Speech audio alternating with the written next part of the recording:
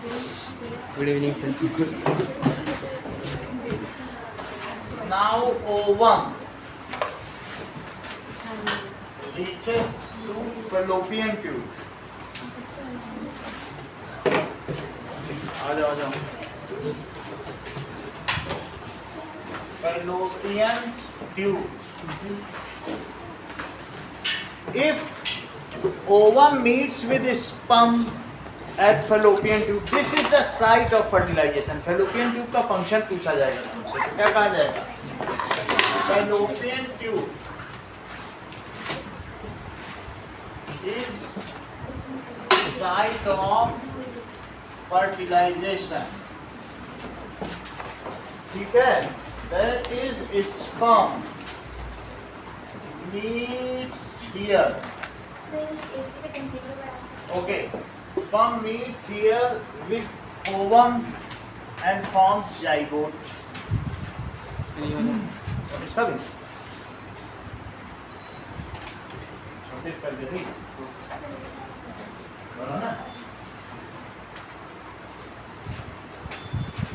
It is the site of fertilization. यहाँ पर fertilization या निषेचन होता है.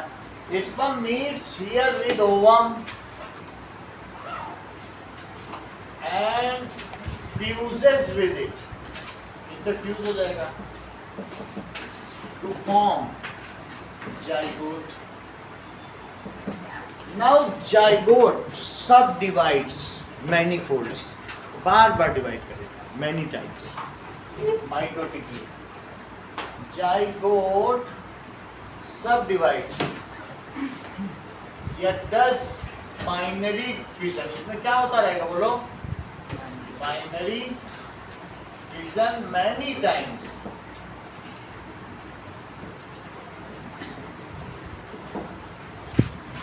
When it has 8-fold division, 8 times जब इसका division हो जाएगा तो 256 इसके x बन जाएंगे. So when it has 8-fold division, ठीक है, then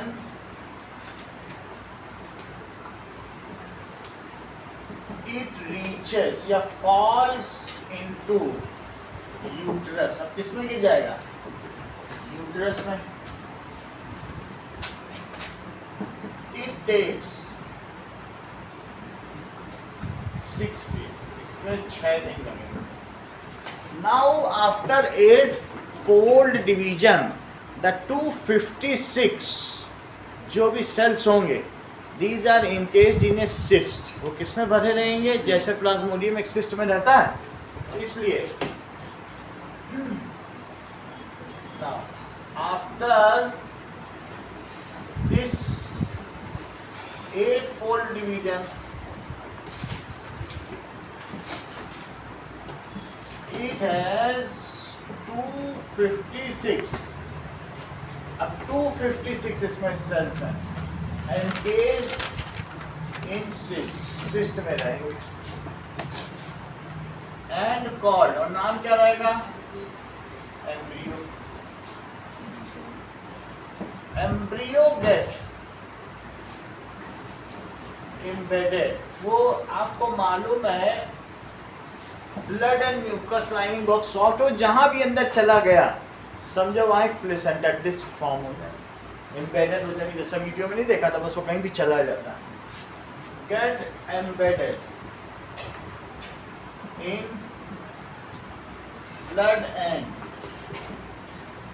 म्यूकस लाइन, जिसमें काफी ऑक्सीजन रहेगी. Blood and mucus lining where now it get embedded to placenta. placenta क्या होता है?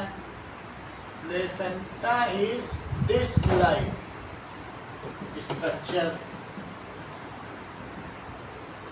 placenta एक disc-like structure है जो मदर की ओवरी में कहीं ना कहीं होगा ऐसे, और इसी में बेबी अम्बिलिकल कॉर्ड से जुड़ा रहेगा, सही है। तो इस तरीके से ये उसके नेवल में ये जुड़ी रहेगी। तो दिस इज प्लेसेंटा और ये अम्बिलिकल कॉर्ड है।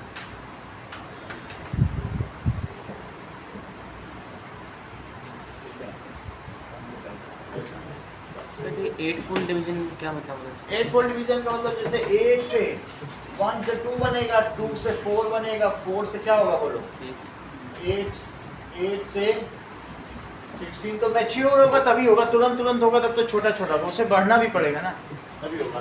फिर 16 से 32, 32 से 64, 128 और फिर 256, तो 1 2 3 4 5 6 7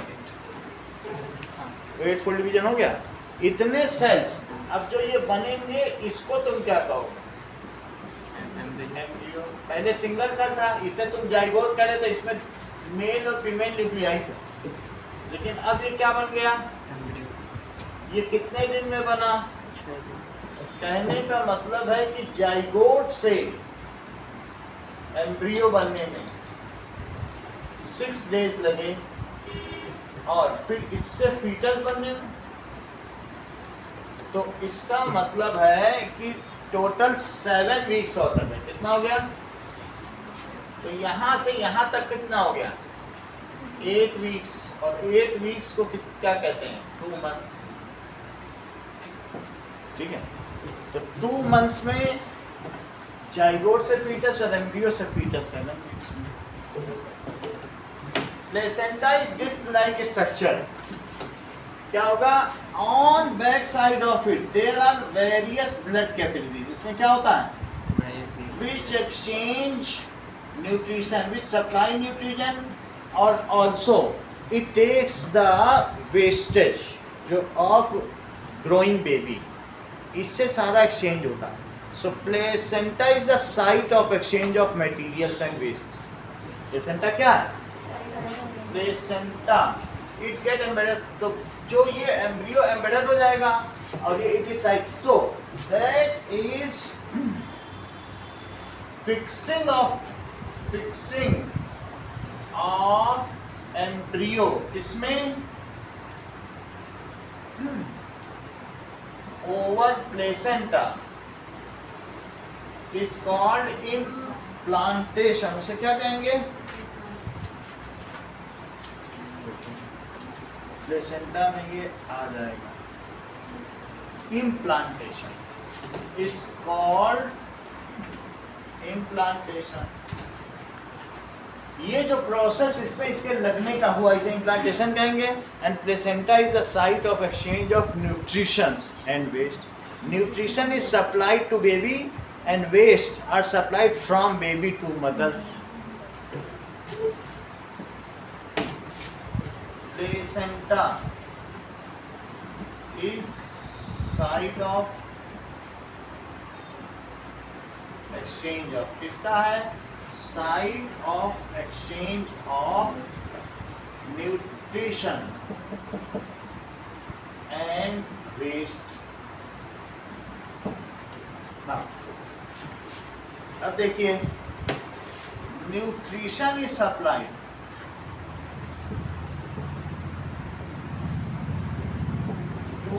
growing baby from mother side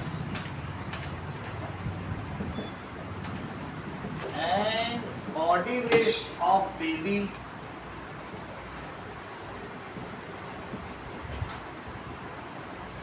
goes to mother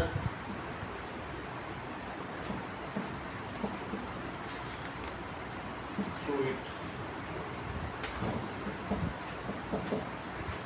On back side of placenta क्या होता है? There are millions of capillaries जो ये काम करती होंगी।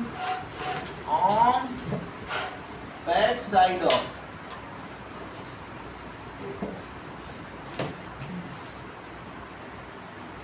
placenta there are millions of, बोलिए सर बुक में लिखा है प्लेसेंटा के पीछे विली होता है। गलत वीडियो पीछे में video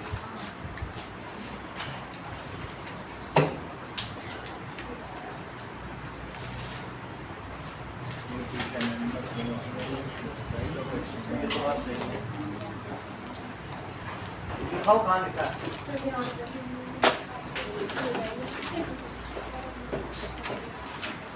Willie on the embryo side, villi embryo side में, ये बता देता हूँ। और बैक साइड में देखो, मदर साइड में क्या है, विली ऑन एम्ब्रियो साइड, और पीछे की साइड क्या होगा, मदर साइड। एम्ब्रियो साइड, ये एम्ब्रियो साइड है, एम्ब्रियो, एम्ब्रियो की साइड में क्या होगा, विली, और बैक साइड में क्या होगा, ब्लड। ठीक, तो ये फिंगर लाइक स्ट्रक्चर है। बोलो प्लेसेंटा कैसा है? It has finger-like projection on embryo side, and back side there are millions of blood capillaries. So there are millions of blood capillaries on mother side and millions of finger-like projections, जिसको कि microvilli भी कर सकते हैं, and millions of finger-like projection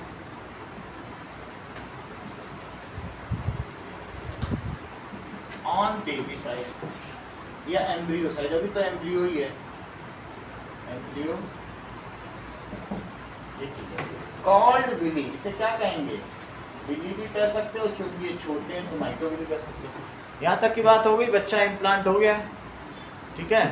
after 7 weeks अब क्या होगा, 7 हफ्ते और बीतेंगे तो इट इज, या जाइगोट से लोगे तो 8 वीक्स माना जाए। एम्ब्रियो ग्रोज, अब ये ग्रोज होगा, इसके चारों तरफ एक झिल्ली आ जाएगी जो इसे कवर करेगी यूट्रस, उसको कहेंगे बल्बियोनिक बैलून। इसका क्या नाम होगा, सो एम्ब्रियो ग्रोज एंड टाइम से आया करो, नीचे खड़े रहते हो, ऊपर नहीं आते हो, क्या रीजन है, 15 मिनट लेट आ रहे हो, तीनों एक साथ कैसे आ रहे हो, एक ही घर से तो नहीं निकल रहे। नहीं सर, रोज का यही है, हर चीज का एक्सक्यूज मत दो। जब कह रहा हूँ टाइम से आओ तो आओ, कोई कमाई करने तो जा नहीं रहे घर के लिए कि कमाने जाते हैं सर, घर का पेट पहले भरे कि पहले पढ़े।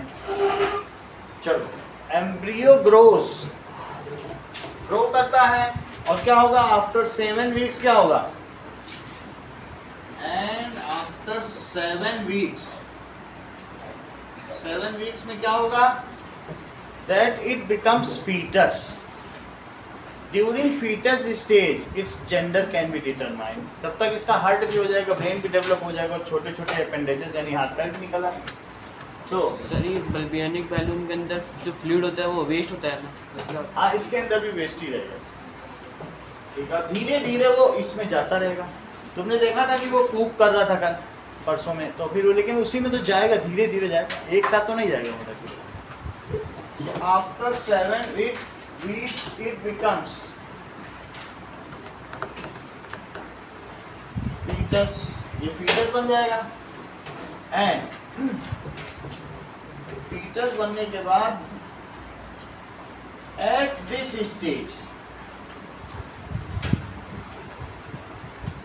gender of baby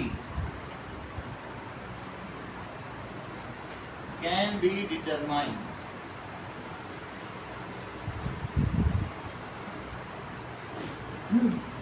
ठीक है।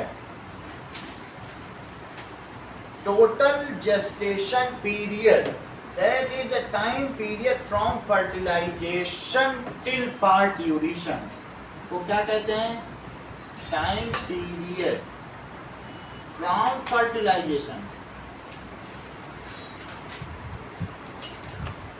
till birth of baby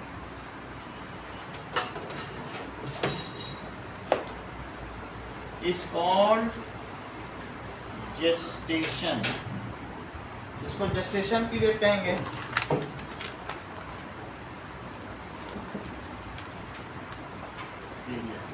It is also called period of pregnancy. It consists of 38 weeks or 9 months. 9 months से 4 दिन कम होता है. Now, it is also called period of pregnancy. या क्या कहेंगे? ठीक है? Which consists of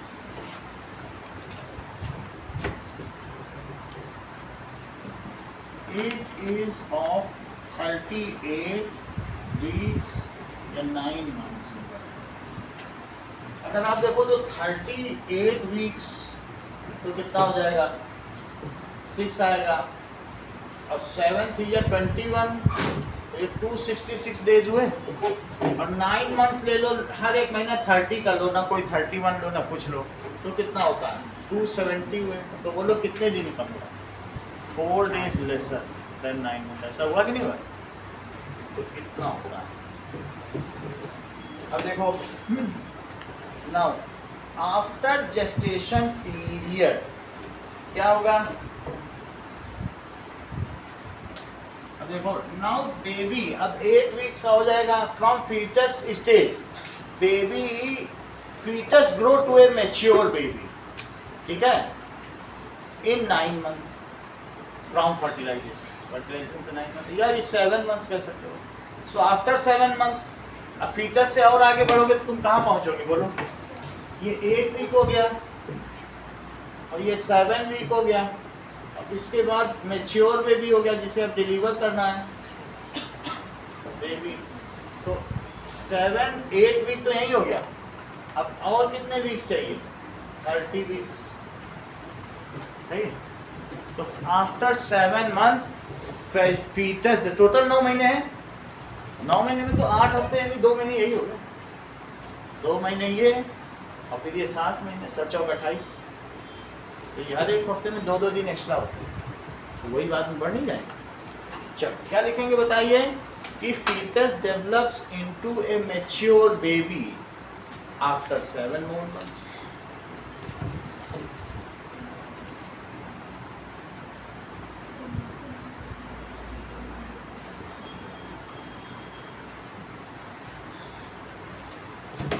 After 7 months.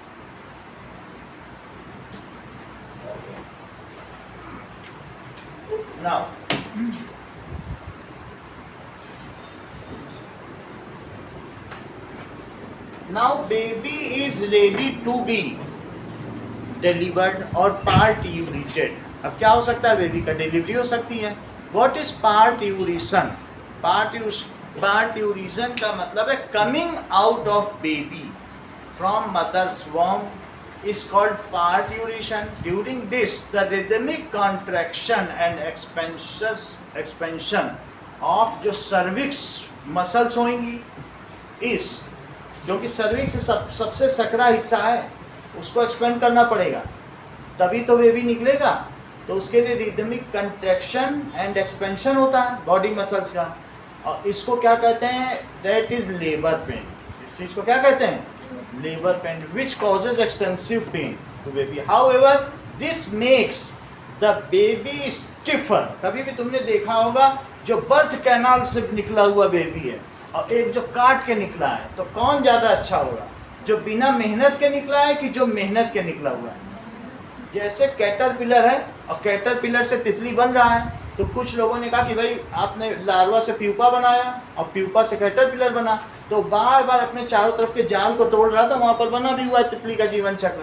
तो टीचर ने कहा मैं जब तक आ रहा हूँ तुम देखो ये कैसे अपने चारों तरफ के जो धागे को क्या करता है बताइए? तोड़ता है और फिर निकलता है. लेकिन वो कैटरपिलर बेचारा तोड़ नहीं पा रहा था. तो बच्चों ने कहा देखो तोड़ नहीं पा रहा है, कितना नन्हा सा है, कैसे तोड़ेगा इस रेशम के धागे को, कैसे तोड़ पाएगा? तो एक बच्चे ने कृपा करके कंपैशन में उसके धागे हटा दिए और वो तो फुर्र से उड़ गया और फिर उड़ने लगा, वो चक्कर बजाने लगा. बच्चों ने ताली मारी, उसकी वाहवाही करने लग गए. वाहवाही करने लग गए. थोड़ी देर में वो उड़ता उड़ता नीचे गिर के मर गया. तब तक टीचर आके बोली ये कैसे मर गया? इसको तो नहीं मरना चाहिए था हेल्दी एनवायरनमेंट में। बोला सर मैंने तो बल्कि इसके धागे भी काट दिए थे, तोड़ दिए थे, जब भी ये मर गया। बोले बेटी यही तो नहीं करना है, उसका जो स्ट्रगल है, ठीक है, अगर स्ट्रगल करेगा तो क्या होगा, उसमें टफनेस आएगी। तो जो बर्थ कैनाल से जो बच्चा पैदा होगा, आजकल ये सीजेरियन के चक्कर में या हॉस्पिटल वाले की जल्दी आसानी से हो जाएगी, और मदर भी लेबर पेन नहीं चाहती, तो उससे क्या होगा, बेबी के लेने पड़ जाते हैं। बोलो बात समझ में आ गई। जैसे अगर तुम एक्सेस वाटर, एक पिता ने भी पानी दिया और बच्चे ने भी पानी दिया, तो पिता 3 दिन में या 2 दिन में एक बार पानी देता था, और जो बच्चा था वो तो सुबह शाम देता रहता था। बच्चे का पेड़ ये बढ़ गया, अब पिता का पेड़ नहीं बढ़ पा रहा था क्योंकि 2 दिन में दे रहा था। और लेकिन जब आंधी आई, तो जब आंधी चली तो बच्चे का पेड़ गिर गया और पिता का पेड़ वहीं खड़ा का खड़ा रह गया। बोला हमने तो ज़्यादा मेहनत किया आपसे, हमारा पेड़ कैसे गिर गया जबकि बड़ा भी था। बोला बेटा जब उसको तुम पानी के लिए सर्च करने दोगे तभी तो जड़ें अंदर जाएंगी, तुम तो उसको जड़ों को अंदर जाने से पहले ही पानी पिला देते हो, तो उसका नीचे नेटवर्क ही नहीं बन पाया।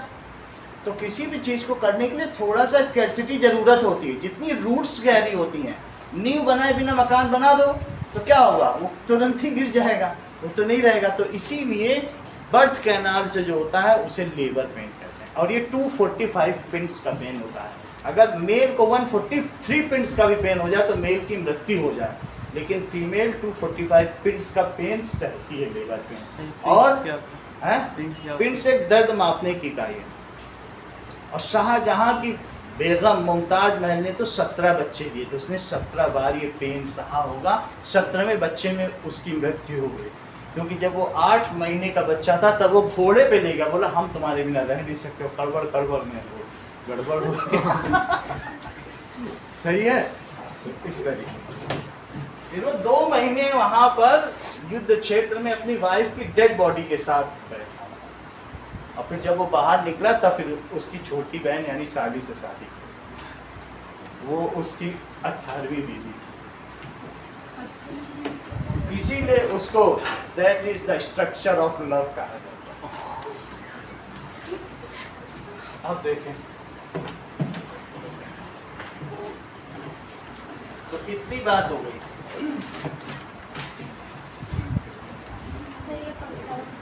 ठीक है,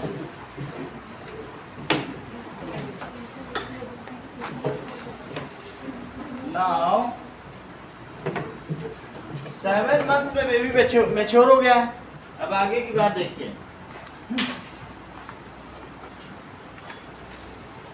now it is ready to be, it is ready to be delivered. ये डिलीवर किया जाएगा। That is during delivery of baby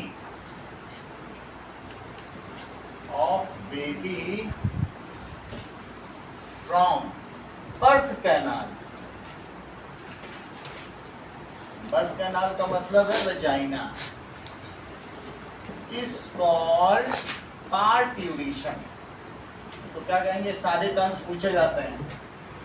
Parturition, during parturition there is rhythmic contraction and relaxation of strong muscles of uterus takes place। Uterus ऐसे rhythmic contract हो रहा है जैसे बच्चे को ये फेंकना चाहता। यूट्रस में जैसे नहीं होता है, हम लोगों ने कहा था पेरिस्टैल्टिक मूवमेंट, कोई उल्टा भी खड़ा हो जाए तो खाना पहुंच जाएगा उसके पेट में, ये उसी तरीके का कॉन्ट्रैक्शन। तो यूट्रस इस तरीके से एक ही डायरेक्शन में कर रहा है कि फेंक देगा। Rhythmic contraction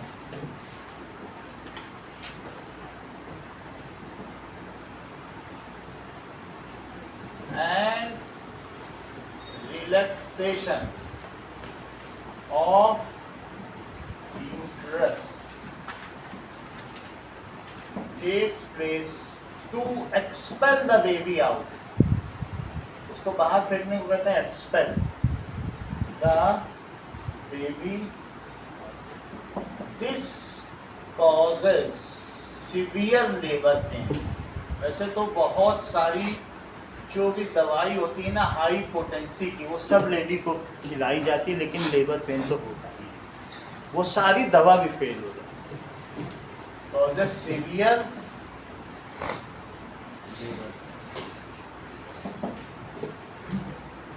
chilling. Now, all of us are born in this way only. चलो तुमको जेस्टेशन पीरियड समझ में आ गया. अबॉर्शन क्या होता है?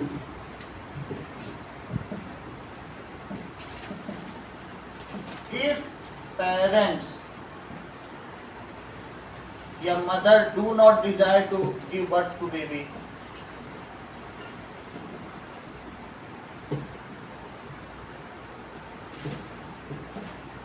to give birth to baby, तो प्रेगनेंसी हैज अकर्ड. यद्यपि प्रेगनेंसी हो चुकी है लेकिन माँ बच्चे को जन्म नहीं देना चाहती, कहती भाई हमारा तो कैरियर. सो दो प्रेगनेंसी हैज अकर्ड,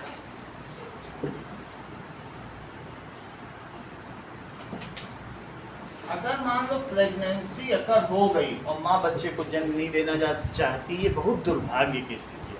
क्योंकि जैसे कच्चे अमरूद को पेड़ से तोड़ने जैसा होता है. अगर तुम यूट्रस से खींच लो बच्चे को, वहाँ कुछ नहीं करती, नर्स हाथ डालती है वेजाइना में, पकड़ के हाथ घुमाती, जहाँ बच्चा होता है खींच लेती. इससे क्या होगा, यूट्रस बिल्कुल बिखर जाता है. सारी गायनिक प्रॉब्लम 80% इसी से हो रही है आजकल. और फिर उसको जीवन में कभी बच्चा नहीं. और फिर उसके बाद फिर क्या स्थिति होती है. हमारा समाज उतना पढ़ा लिखा नहीं कि बिना बच्चा. इटली वाले तो वहाँ पर 6 महीने से पूरे देश में कोई बच्चा नहीं हुआ. वो लोग बच्चा ही नहीं देना चाहते. लेकिन इंडिया का देख लो, नहीं बच्चा नहीं. हर दूसरा आदमी यही पूछे. समझ में आ गई बात कि नहीं? तो उस चीज़ को क्या कहते हैं? If mother do not desire to give birth to baby, though pregnancy has occurred, then क्या होता है? Then it is killed within mother's womb. It is called abort. Then baby is killed कहाँ पे? Within mother's womb. या unmatured baby, बल्कि fetus. तो इसके अलावा और कोई नहीं है? ये क्या है? रिस्ट्रिक्टेड नहीं है. अबॉर्शन अगर आपने करा दिया और लेकिन आपने सोनोग्राफी नहीं कराई, बच्चे का जेंडर डिटेक्शन के बिना आप करा दो तो वो जेंडर डिटरमाइन करा के कराओगे तब बता. उसमें पेन नहीं होता होगा हाथ घुसाने? हाथ घुसाने में कुछ नहीं होता. कई लोग क्या करते हैं कि उसके लिए लौंग का पानी गर्म करते हैं, पूरा 1 गिलास का चौथाई गिलास है वही पिला देंगे तो सारा वॉश आउट हो जाएगा बच्चे की ऐसी तैसी. लौंग बहुत गर्म होती है. 1 लौंग खाने में हमारी हालत खराब होती है. तो 100 ग्राम लौंग डालेंगे, 1 गिलास पानी में उबालेंगे, एकदम गर्म सोल्यूशन पिलाएंगे, माँ से कहेंगे पियो. और फिर बोलेंगे बच्चा कहाँ है? दूसरा बच्चा होगा नहीं, पूछेंगे बच्चा ही नहीं दे. एक तो ऐसी तैसी कराती. सही है. तो ये सारे चलन में है, इसलिए बता रहे हैं. हम सब लोग को सावधान रहना चाहिए. इससे वो पिल्स नहीं आते क्या? हैं? पिल्स नहीं आते? पिल्स कुछ नहीं. अबॉर्शन अगर मान लो पिल्स वो सब है, वो हम अभी कंट्रासेप्टिव मेथड में. लेकिन प्रेगनेंसी अगर कर गई और फिर भी नहीं अगर वो हो रहा, तो इसमें क्या होता है? In this undeveloped baby and mature baby is killed within the mother's womb. In this फिर आपने 2 को चूज किया. क्या लिख दिया? Second line abortion. दो प्रेगनेंसी इन दिस अनमेच्योर्ड बेबी या फीटस भी कह सकते हो. फीटस तक की स्टेज में अगर किया गया, 2 महीने तक किया गया तो भी नौबत है. और जिसने 3 महीने में कर दिया उसकी तो यूट्रस बेकार ही होगा. 3-4 महीने में करने में तो फिर तो बहुत ज़्यादा. 2 महीने के अंदर अंदर तक चल जाता है. तो क्योंकि प्लेसेंटा बहुत जकड़ लेता है ना. प्लेसेंटा खींचने में और नोचने में क्या होगा बताओ यूट्रस का? क्या पता जो एंडोमेट्रियम में वही डैमेज हो जाता. तो अनमेच्योर्ड बेबी इज किल्ड.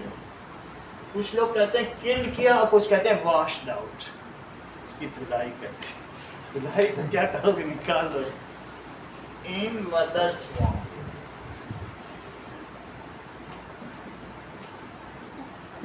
ये चीजें बोली. अब आगे देखो ना. ये जो नया बच्चा जन्मता है तो उसकी एम्बिलिकल कॉर्ड रहती है, फिर बाद में इसको काट के सिक्का लगाती है. umbilical cord.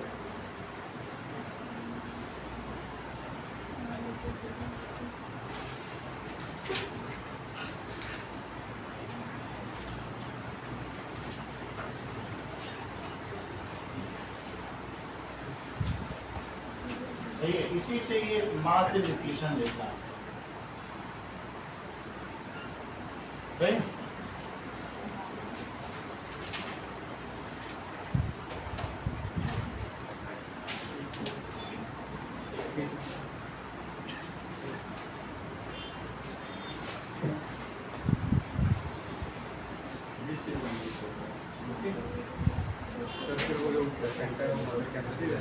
ये निकाल दी प्लेसेंटा में डीजनरेट हो जाता है, उसकी भट्टी हो जाती है प्लेसेंटा का पिछड़ा।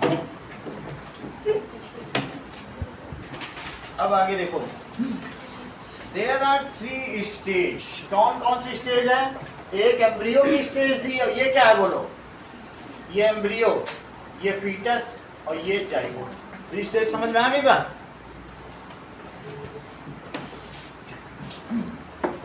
नाउ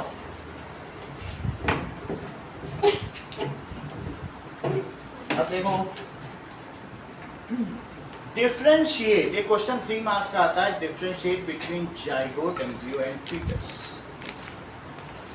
बिटवीन नहीं कहेंगे, अमंग। जब 3 होते हैं तो अमंग बोलेंगे।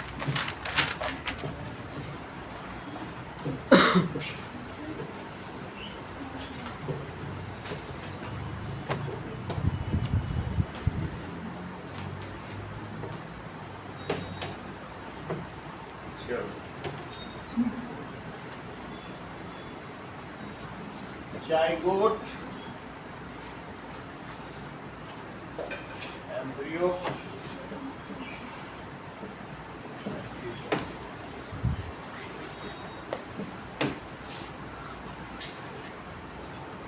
it is formed due to fusion. Fusion का मतलब जुड़ जाना। Fusion of male and female gamete.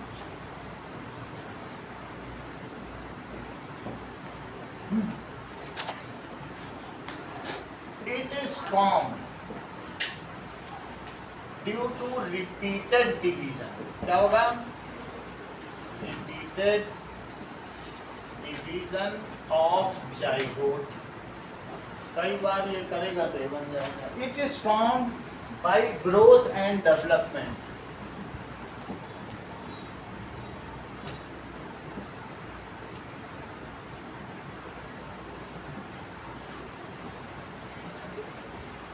of embryo। Zygote is the beginning of formation of baby।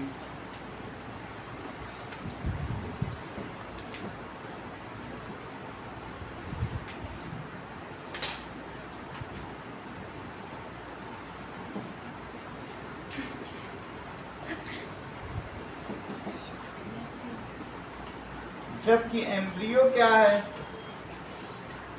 It is early stage of formation of baby.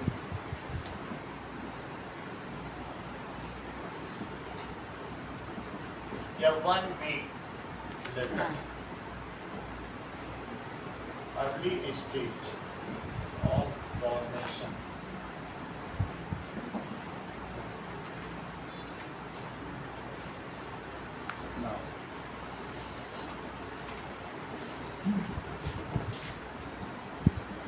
It is after 8 weeks till birth।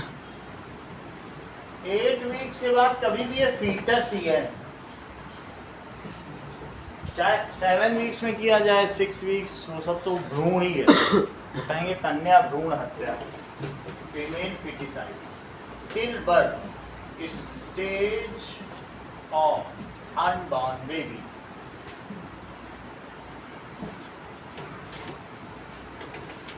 Zygote is a single cell।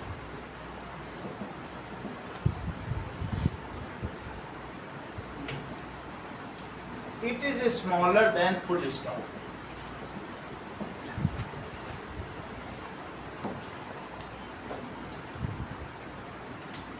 वैसे भी हम लोगों ने पढ़ रखा है कि इनका साइज माइक्रोमीटर का होता है, यूकैरियोटिक सेल का उसी का साइज होगा eukaryotic cell.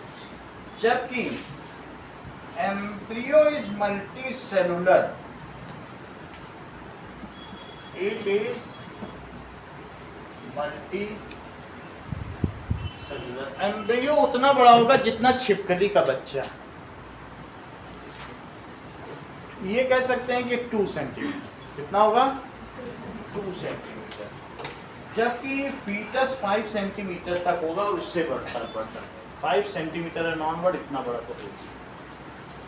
It is multi cellular, it's size is 2 centimetre. Full stop है, फुल स्टॉप से भी छोटा। कितना छोटा होगा? जो तुम्हारे में फुल स्टॉप्स लगे उनसे भी छोटा, और जबकि 2 सेंटीमीटर होगा। अच्छा, ये क्या है बोलो? फीटस। तो in this the different body parts get develop हो जाएंगे, और क्या होगा? फेस भी दिखने लगेगा। in this the body parts get develop, its size is 5 centimetre और मोर। 5 सेंटीमीटर ऑनवर्ड्स होगा, क्योंकि ये बढ़ता ही जाएगा जब तक बच्चा बढ़ेगा। तो इतने से ये बढ़ा। नाउ अब देखिए, सेक्सुअल साइकिल्स इन फीमेल।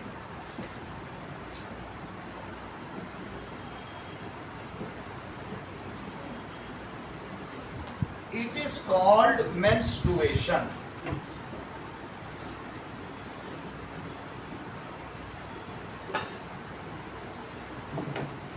अब जरा देखो, कई चीजें देखेंगे। मेंस्ट्रुअल साइकिल पहले देखते हैं। मेंस्ट्रुअल साइकिल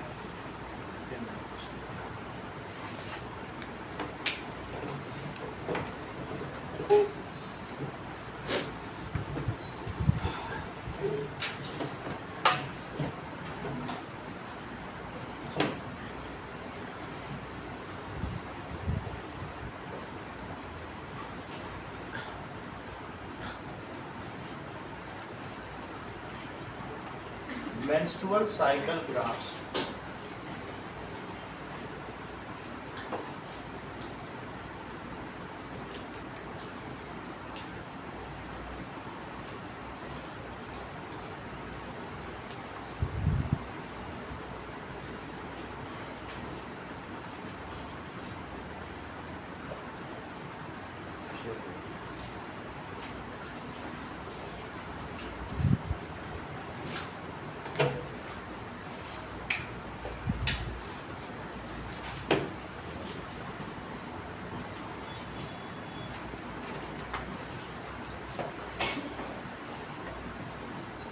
ये देखो, मेंस्ट्रुअल साइकिल का क्या मतलब है और इसका ग्राफ क्या है। नाउ ये it consist of how many days, बताओ। और जिसमें से शुरू के 4 दिन या 5 दिन तक भी जा रहा है। देखो 5 दिन तक भी जा रहा है। That is the cracking. ये तो क्रैकिंग हो रही धीरे धीरे डिजनरेट। ये 14 दिन के बाद 16 दिन पे हम देखेंगे यहाँ पे एग रिलीज होगा। 16 दिन में क्या होगा? एग रिलीज होगा धीरे। ये proliferation of blood and mucus lining धीरे धीरे मोटी होती चली जा रही है। अच्छा, थोड़ी और भी दिन पे हो, क्योंकि एग को आने में भी तो 6 दिन लगेगा। तो यहाँ से 6 दिन और जोड़ो, यहाँ आके 6 2 2 4 2 6 दिन के बाद लगभग काफी मोटी हो गई कि चलो अभी तो एग आएगा, 16th पे रिलीज होगा और यहाँ तक आएगा, तब तक बड़ी हो ही जाएंगी। सही है। और अगर इसके बाद 16th डे में एग रिलीज होगा और उस समय अगर इसको स्पर्म नहीं मिला तो 1 दिन में एग मर जाएगा। क्या होगा? और अगर वो मर जाएगा तो फिर धीरे धीरे लुढ़कता लुढ़कता जब वहां पहुंचेगा तो फिर अब वो बोल देगा कि इस महीने अब ब्लड एंड म्यूकस लाइनिंग की जरूरत नहीं है, क्योंकि फर्टिलाइजेशन नहीं हुआ। तो इसमें धीरे धीरे क्रैक्स डेवलप होंगे। क्या होंगे इसमें? ये अभी क्रैक नहीं है, ये क्रैक नहीं मानेंगे, लेकिन फिर ये धीरे धीरे लंबे लंबे क्रैक्स दिख रहे हैं, शुरू में नहीं, लेकिन बाद में क्या होगा बोलो, it cracks become deeper and ultimately it's is shed off. अब प्रोजेस्टेरोन इसको क्या कर देगा बताओ, शेड ऑफ कर देगा, तो ये शेडिंग है। That is vaginal flow of blood and mucus if egg is not fertilised is called menstruation. तो सही है। And this cycle of 28 days in which menstruation, proliferation of blood and mucus lining, release of egg all takes place repeatedly या periodically is called menstrual cycle। दो definition लिखा, सही? चलो, इसमें egg के रिलीज होने के ऊपर के स्टेज दिखाई के देखो कैसे धीरे धीरे एग बड़ा भी हो रहा है। तो अब ऊपर की स्टेज देखो, तो ओव्यूलेशन के समय में शुरू में एग क्या है, उसको धीरे धीरे फॉलिक एसिड मिलेगा, उसी ग्राफ के ऊपर की चीज़ है। तो धीरे धीरे उसमें क्या होगा बताइए, फॉलिक एसिड होने के बीच में मैच्योर होगा, और 16वें दिन ये पूरा मैच्योर हो गया। तो जरा तुम मैच्योर्ड एग का ओव्यूलेशन की लाइनिंग को नीचे से तो मिलाओ, और वो किस डे रिलीज हो रहा है। तो जब हम इसी में नीचे जाएंगे तो ये लाइन नीचे जाके कहाँ मिलती है, 14 दिन में मिलेगा, और कंफर्म कर लेंगे बाकी साइड से, ये 14 पे मिलाना, ठीक है, वो तो देख के लिखो। अब आगे लिखो, नाउ 14th डे लिखा ही है, कह रहा है कि मिडिल में हो रहा है, इसमें बुक में भी लिखा 14th डे, तो that is middle of the menstrual cycle, सही है। अब लिखो व्हाट इज मेंस्ट्रुअल साइकिल। तो कुछ चीजें इसके बारे में लिखें कि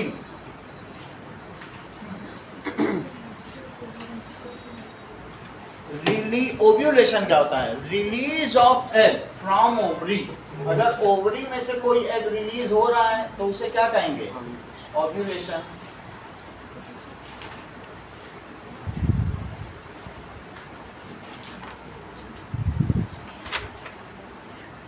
अगर इसमें से एग होगा तो वो कौन ले लेगा,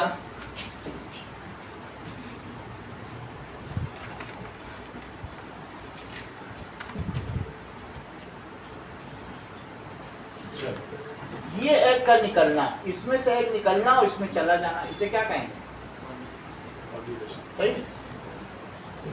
ओव्यूलेशन।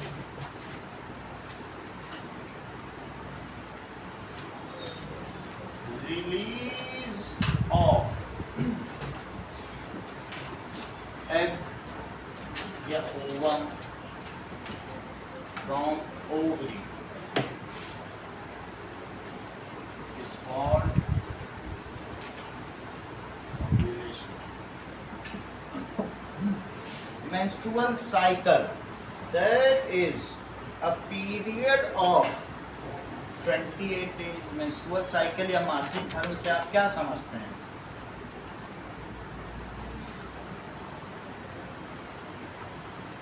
इसको मासिक धर्म भी कहते हैं।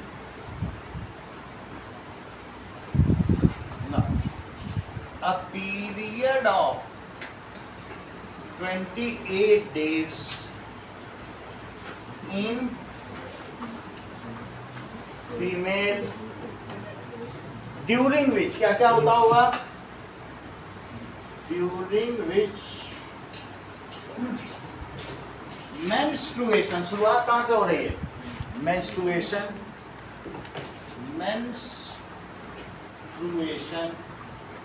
फिर क्या होगा बोलो, प्रोलिफरेशन से क्या मतलब है, proliferation of blood and mucus lining over endometrium,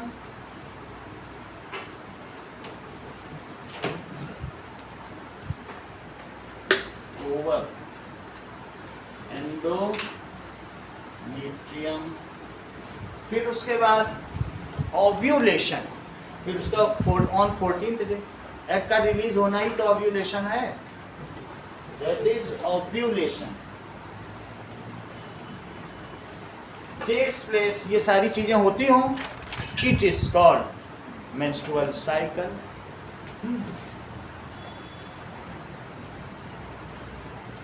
takes place is called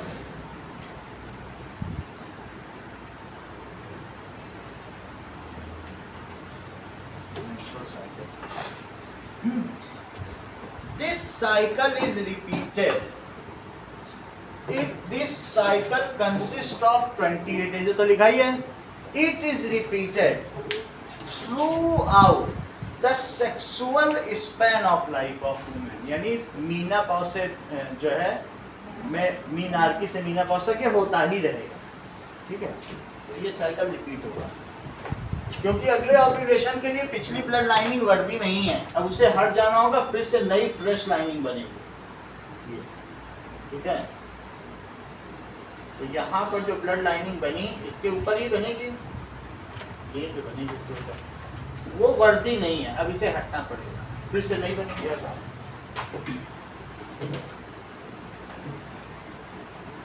Now, this cycle is repeated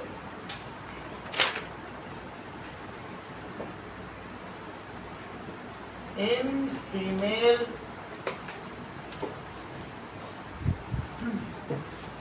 from menarche to menopause. इतनी बात समझ आ गई कि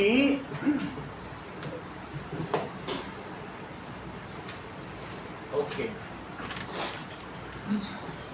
अब देखिए, तो इसमें क्या क्या चीज होगी।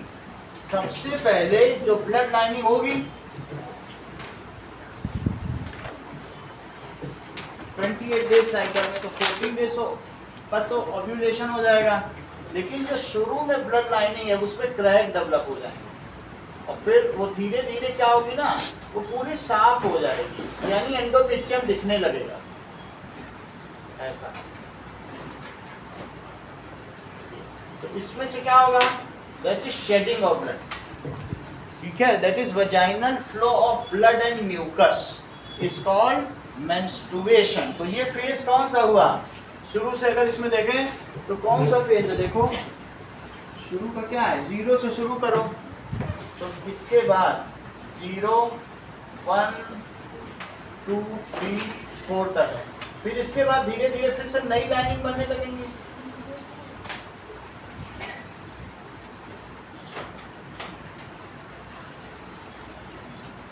ऐसा बनता जाएगा, थोड़ा बहुत तो फोल्डिंग होगी, क्रैक टाइप नहीं होगा, लेकिन इस तरीके का स्ट्रक्चर बनेगा। अब देखो 5 6 7 8 9 10 11 12 और 14 डे पे क्या होगा, ovulation, that is matured eggs comes out from it. 14 day में अब एग आ जाएगा, दैट इज, इस पीरियड को कहेंगे ओव्यूलेशन। अब इसमें क्या चीज आ गई, एग रिलीज हो गया। अब इस पीरियड को हम कर देंगे ओव्यूलेशन, फिर इसके बाद भी ये लाइनिंग और बढ़ेगी, क्योंकि 1 हफ्ता तो उसको आने में ही लगेगा। तो ये लाइनिंग आ गई, ये करीब 6 दिन तक और बढ़ेगी, 15 16 17 18 और भी बढ़ती चली जाएगी।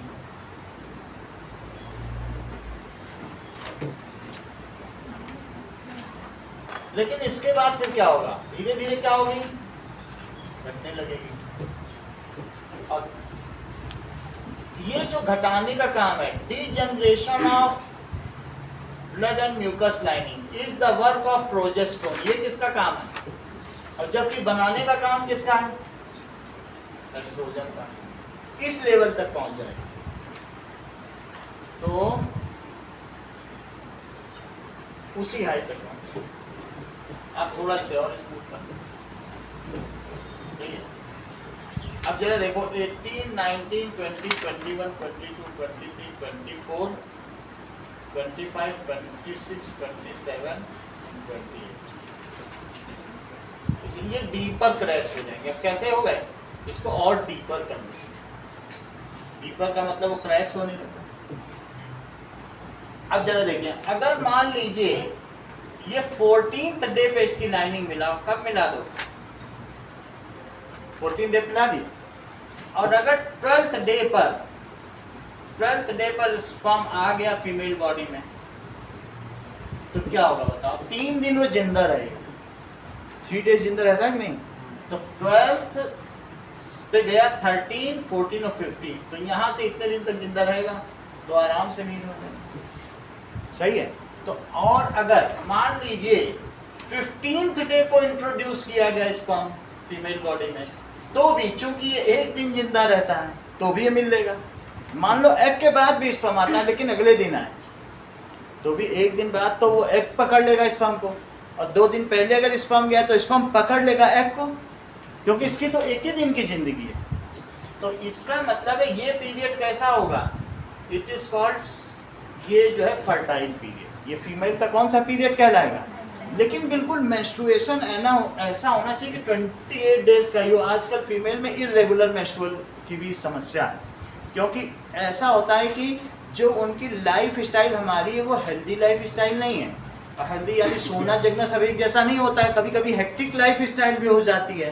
तो इस वजह से अब ये कभी 29 डेज कभी 30 का हो जाएगा, तो उससे तरीके का मूड स्विंग, इरिटेशन, ये सब होता है। और अगर चंद्रमा की तिथि के अनुसार, जैसे चंद्रमा 28 दिन में होता है, वैसे ही मेंस्ट्रुएशन हो तो फिर क्या होता है, दैट इट इज आइडियल, और फिर इसे फर्टाइल पीरियड कहेंगे। नहीं तो सारी चीजें थोड़ी तो शिफ्ट होंगी ना, तो इसे क्या कहा जाएगा, फर्टाइल पीरियड। इतनी बात समझ आ गई। अब हम इन सब चीजों को बताते हैं। This is the menstrual cycle.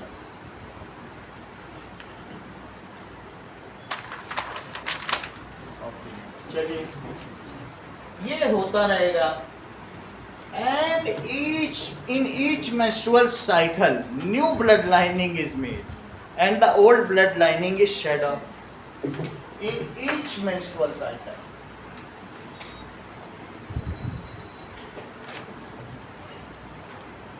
New blood lining is made and old is shed off. ये it is profusely filled with oxygen, जिससे एग को या जाइगोट को प्रॉपरली नरिश करती है। Old it is shed, shed का मतलब ढा दी जाती है, because old lining is not fit for that is implantation of the next time के लिए शेड ऑफ होता है। अब देखो मेंस्ट्रुएशन क्या होता है।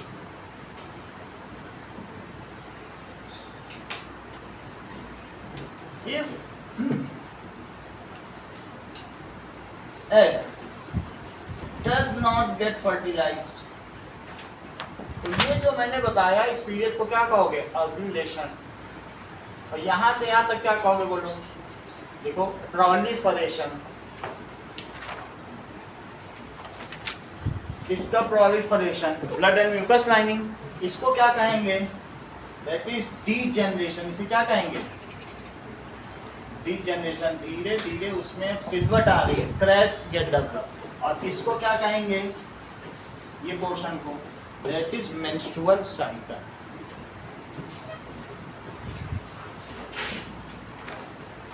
ये बात समझ आई। जब द्रौपदी धृतराष्ट्र की सभा में लाई गई तो उस समय उसको मेंस्ट्रुएशन था, मेंस्ट्रुअल साइकिल। उसने बोला भी दुर्योधन को कि तुम ऐसा मत करो, लेकिन वो माना। If egg does not get fertilized, फिर अंत में भीम उसने कहा कि जब मैं दुर्योधन के हृदय के रक्त से अपने बाल धोऊंगी दुशासन के, तभी मैं चैन से बैठूंगी। और फिर जब दुशासन मारा गया तो भीम ने उसका हट फाड़ा, कटोरे में ब्लड निकाला, तब उसने बाल धोए। उसने वाला एक बाल खींच के लेके आया था, फिर बाद में बाल धोए। सही है। If egg does not get, क्या हो बोलो, फर्टिलाइज, तो क्या होगा बताओ। If egg does not get fertilise, then there is no need of blood and mucus lining over endometrium and it ultimately sheds off. Then there is no need of blood and mucus lining over endometrium. ये lining जो हुई है ये किसके ऊपर हुई है बोलो? ये जो ब्लड एंड म्यूकस लाइनिंग कर भी हम लोग डायग्राम बना रहे इसी के ऊपर तो बनी। ये है thick blood and mucus lining. Endometrium तो सॉफ्ट होता ही है, लेकिन उसके ऊपर है ब्लड एंड म्यूकस लाइनिंग, ये चीज है। तो इसका नाम दो एंडोमेट्रियम, और इसका क्या नाम दो? That is blood. इसका कोई नाम नहीं है, इसको बार बार तुमको ब्लड एंड म्यूकस लाइनिंग ही लिखना पड़ेगा। Blood and mucus lining. चलिए, no need of blood and mucus lining over endometrium. और फिर क्या होगा?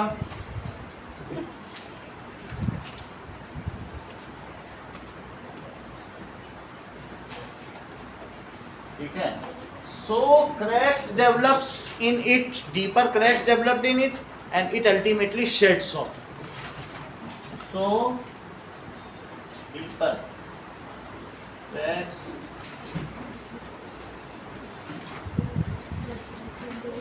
and it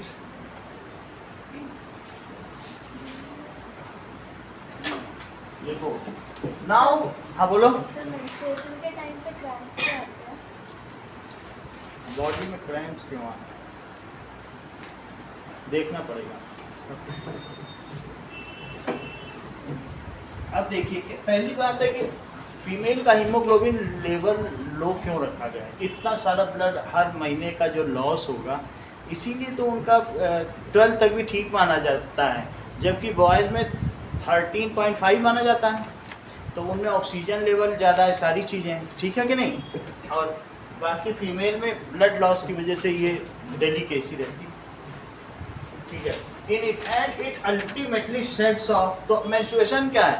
that is vaginal flow of blood and mucus during the time of, ठीक है, vaginal flow if fertilization does not occur is called menstruation. तो that is flow of vaginal flow of blood and mucus। तो question तुम्हारी book में ये भी पूछा गया है, बुक का क्वेश्चन है fertilization does not occur what happen. तो क्या होता है फीमेल बॉडी में? It is the menstruation. ये सारा लिख देना, ठीक है। If fertilization does not occur, यदि निषेचन ना हो तो इसको क्या कहेंगे? If fertilization does not occur,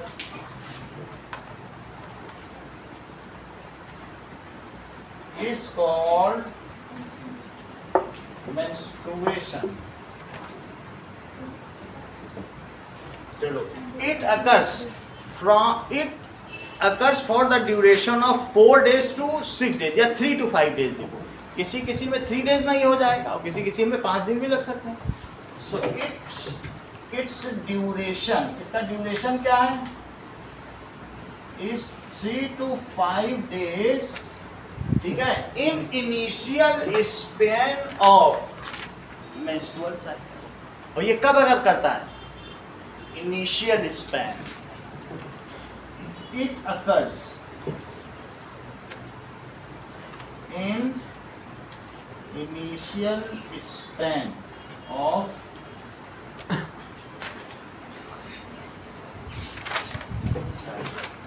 it is due to progesterone. ऐसा प्रोजेस्टेरोन की वजह से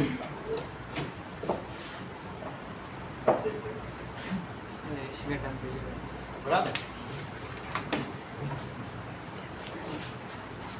पीछे का ठीक है ना? चलिए,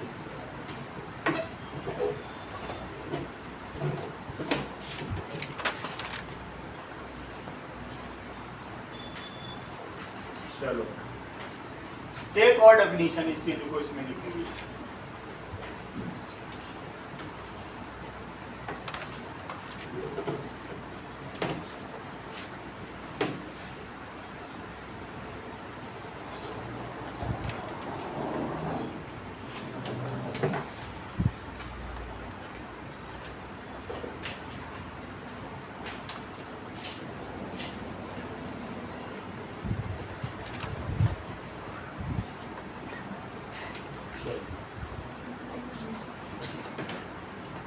that is breakdown and removal of, ये ज्यादा अच्छी डेफिनेशन, ये देखो, breakdown and removal of inner thick and soft lining, inner thick and soft of uterus या मदर्स फॉर्म, इसका ब्रेक डाउन होता है और रिमूवल हो जाता है along with its blood vessels, along with its blood vessels and mucus in form of vaginal bleeding.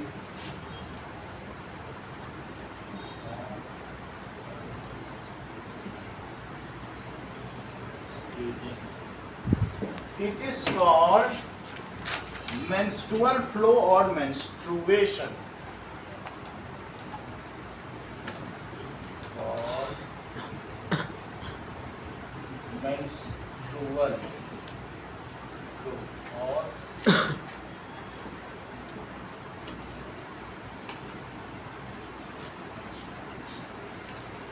ये बात हो गई। चलें, अब देखिए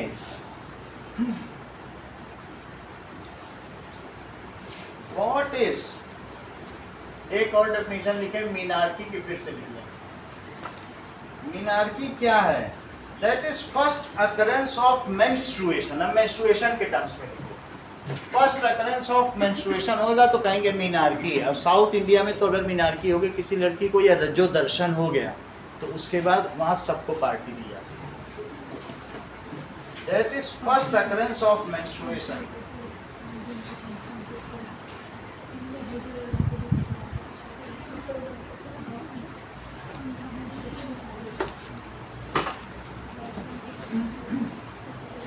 At puberty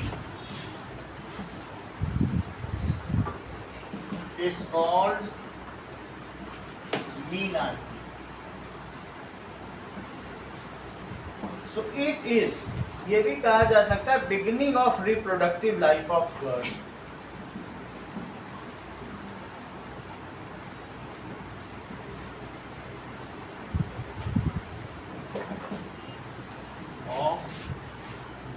जो कि कब होगा? 10 to 12 इयर्स में कभी भी हो सकता है। यूरोपियन कंट्रीज में ये 8 इयर्स में हो रहा है, 7 इयर्स में, ये उनके लिए चिंता का विषय है, क्योंकि at the cost of growth menarche बस।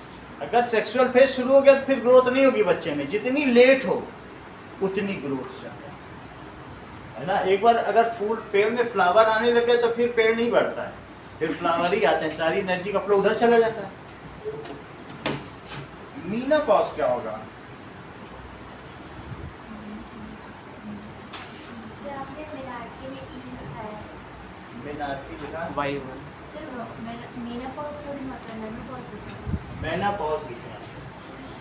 दैट इज मेनो कर दें इसको, ठीक है, मेनोपॉज, ठीक है। चलो, मीनार्की में वाई आएगा लास्ट में। मीनार्की में ऐसा है, दिखाओ सर आपने एक सेकंड। कहाँ लिखा? ये दिखा तो हमारे में ही लिखा है, तो इसी में चेक करेंगे, इसे नेट से चेक करें, इसमें ही लिखा है। जैसा होगा कंफर्म करना है, जो सही चीज है वो लिखी जाए। जब तो नेट है तो क्या लिखा है?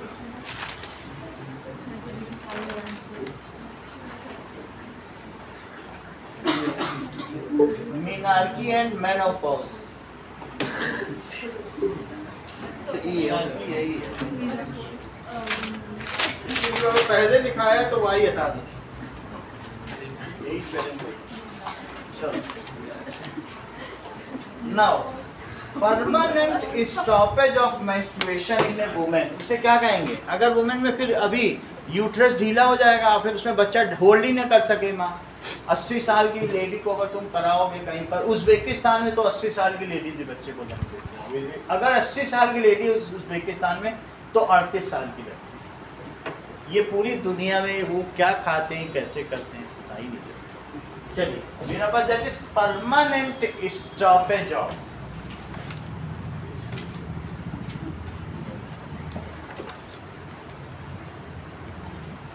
और वहाँ लड़कों का नितान दबाव है। अगर तुम जाते हो वहाँ की लड़की से शादी करने तो वहाँ पर आपको पैसा देगी, गवर्नमेंट फ्लैट देगी, सब कुछ देगी अगर आप शादी करते हो वहाँ की। लड़कियाँ वहाँ ओनली 10 to 12% ही मैरिड, बाकी सब ऐसे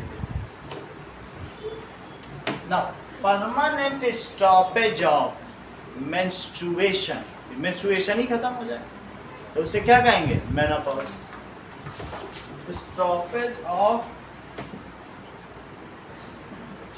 menstruation in a woman, in female is called menopause. ये कब होगा? 45 to 50 years. It occurs at the age of 45 to 50 years. So reproductive life of women starts at menarche and ends at menopause. So reproductive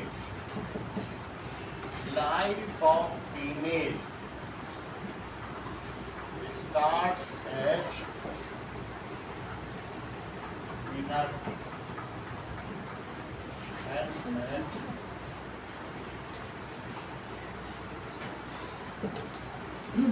अब आगे देखें। जबकि mail में till death रहती है, प्यूबर्टी से स्टार्ट होते, बर्थ कंट्रोल, ये भी एमसीक्यू आता है। बर्थ कंट्रोल देखो,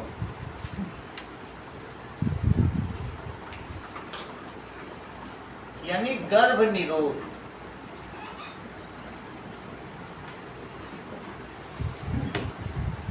कुछ चीजें देखें, दैट इज मेटिंग क्या होता है?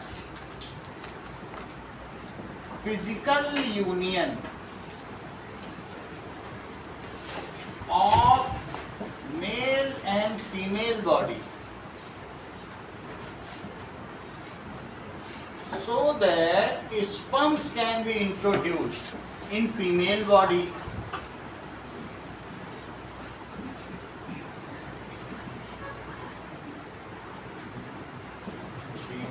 प्रदीप शर्मा, इसके दो और नाम क्या है?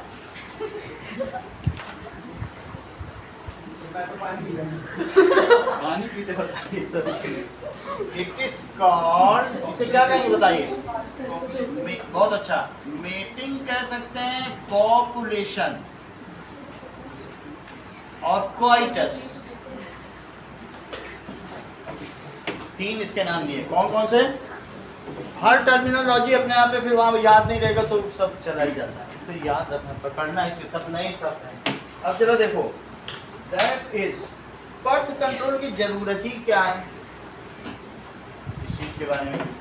Why birth control is needed?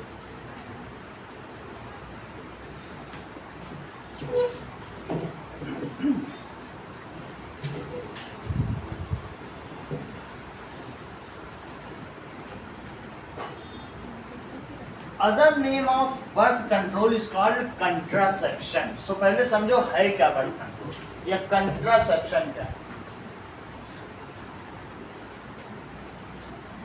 इसी को birth control.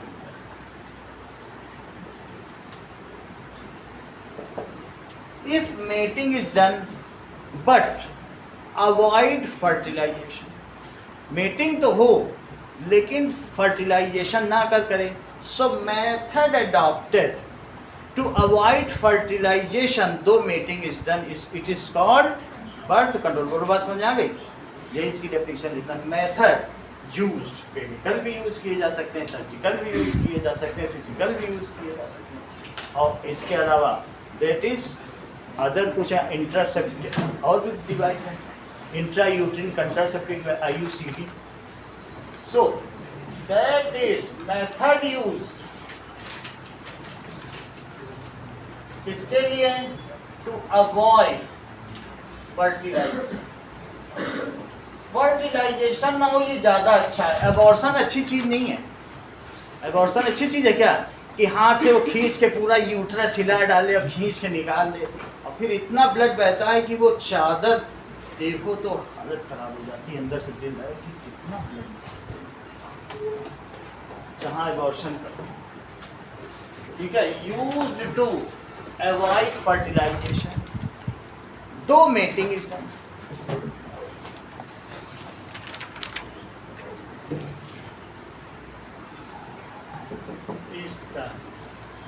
is called contraception, and whatever devices are used for contraception are called contraceptive devices. कुछ ना कुछ तो मेथड यूज करोगे, कोई डिवाइस तो होगी, उसे क्या कहेंगे? द मेथड्स यूज्ड, उसे क्या कह सकते हैं? It is called contraceptive devices. अब आगे जरा देखते हैं।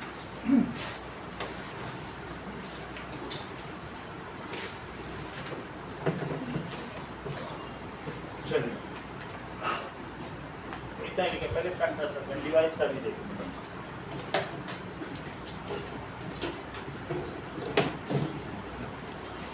चलो, why contraception is needed, birth control क्यों जरूरी है? दैट क्वेश्चन क्या पूछा गया है? Why birth control is needed.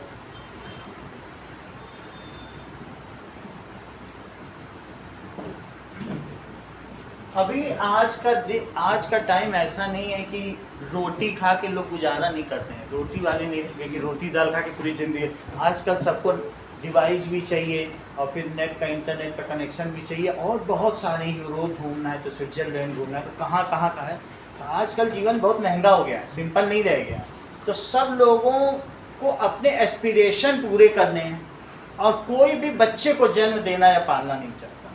ये अभी ये यूरोप में तो चलन है, ये थोड़े दिन में इंडिया में आएगा, वेस्टर्न में ये पूरी तरह से वेल इस्टेब्लिश्ड है। इवन एक औसत आदमी वहाँ 5 शादी करता है और 80 औरतों को, और 80 औरतें 80 मर्दों को किस करती है, वहाँ का डिटेल है। अगर एवरेज निकाला जाए पर हेड तो इस तरीके से चलता है। तो वहाँ हर बच्चा अपने पेरेंट्स से दूर है। वो मतलब बच्चे को जन्म दिया, न माँ रखना चाहती न पिता रखना चाहता, तलाक हो गया, कौन रखना? यहाँ लड़ रहे हैं पेरेंट्स, वहाँ लड़ते नहीं हैं। वहाँ होता है तुम ले जाओ, कुछ नहीं होता। तो वो बच्चे जो होते हैं फिर भी 21 ईयर्स तक तो उन्हें रखना ही है, और 21 ईयर्स के बाद छोड़ देते हैं। ये रूल है, देखो कितना अलग रूल है। 21 ईयर्स तक कंपलसरी कर दिया है कि किसी एक को रखना ही पड़ेगा, वो अदालत बताएगी रखो उसको। तो कैसा रखा जाएगा? अगर माँ बाप न रखना चाहें तो कैसा रहेगा? क्या उस बच्चे को कोई ध्यान देगा क्या? तो ऐसे बच्चे वहाँ ज़्यादातर 21 ईयर्स तक के बाद आइसोलेट होते हैं, क्रिमिनल्स हो जाते हैं, या फिर उनमें उस तरीके का बैकग्राउंड होगा। कोई संस्कार की तो कोई बात ही नहीं कर रहा है। संस्कार तो कोई क्या देगा जब माता पिता में ही संस्कार, सही है। लेकिन मैं बता रहा हूँ कि the aspiration of parents are so high that at certain times there are the constraints of fulfilling the aspirations of parents. कि भाई अभी हमें और मूवी करनी है, काजोल कह दे, फिर अजय देवगन कहे ठीक है मैं भी और मूवी करूँगा, चलो दोनों मिल के मूवी करते हैं। ये सब हो सकता है। तो ऐसे में अब बहुत सारे इंडस्ट्रिस्ट होते हैं, वर्किंग वुमेन होती हैं, वो साइन करा लेते हैं कि आप ये कर रहे हैं, अगले 6 साल तक प्रेग्नेंट नहीं होंगे, साइन करो। तो ये भी वहाँ पर होता है, नहीं तो निकाल दी जाओगी नौकरी से। ये सब साइन होता है वहाँ पर। तो कि ये है, ऐसा है। तो इस तरीके से कई कंस्ट्रेंट्स हैं। और ऐसा भी बात है, मान लो 12 साल में लड़की की शादी 18 साल में हुई, बॉडी फिजिकली स्ट्रांग ना हो तो बॉडी, और ऐसा भी हो सकता है बॉडी स्ट्रांग हो, मेंटली वो प्रिपेयर ना हो, तो वो बच्चा कैसा पैदा होगा? माँ को तो मन से भी संस्कार देने होते हैं ना। If lady is not mentally prepare, कि अनवांटेडली देखो बच्चे ही बच्चे हमसे पैदा किए जा रहे हैं, तो ये इस तरीके से तो भी बच्चे को अबॉर्ट करना पड़ता है। तो ये सारी सिचुएशंस है। तो क्वेश्चन 3 नंबर का तुम्हारी बुक में है कि बर्थ कंट्रोल मेथड आखिर नीडेड क्यों? सॉरी, और ये भी हो सकता है बच्चा पैदा हो गया और इकोनॉमिक कंडीशन न माँ की ठीक है न पिता की ठीक है, और हो सकता है किसी के 2 बच्चे हों, एक बच्चा पैदा हुआ तो क्या कोई चाहेगा दूसरा बच्चा 1 साल में पैदा हो जाए? नहीं पैदा चाहेगा। To have a gap between 2 babies, अगर 2 बच्चे भी हैं तो अच्छा 3-4 साल का गैप हो, जिससे हम दोनों को अच्छे से पढ़ा सकें, देखभाल कर सकें। तो हैव ए गैप। और इसके अलावा क्यों की जाती है बर्थ कंट्रोल? ठीक है, due to constraints of economic condition, body condition. माँ बीमार रहती है तो क्या कोई चाहेगा कि वो प्रेग्नेंट हो जाए? नहीं हो जाएगा। The body constraints, economic constraints, इसके अलावा सोशल कंस्ट्रेंट भी हो सकते हैं।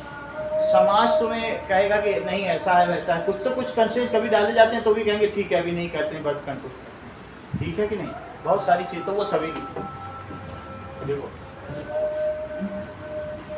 That is why birth control is needed. चलो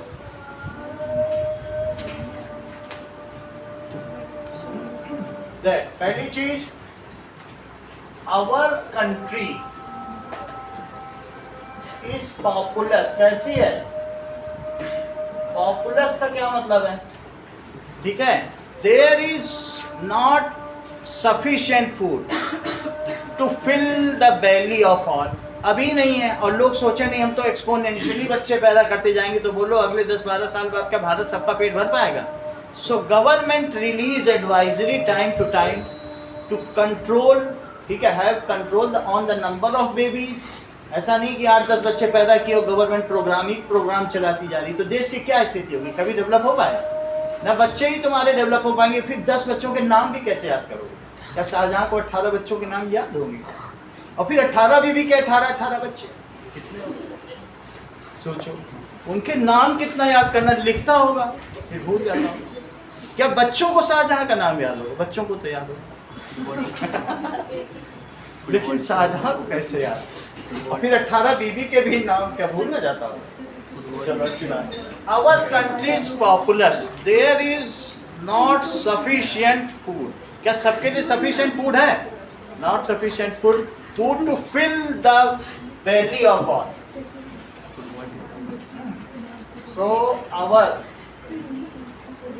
कंट्री क्या करती है?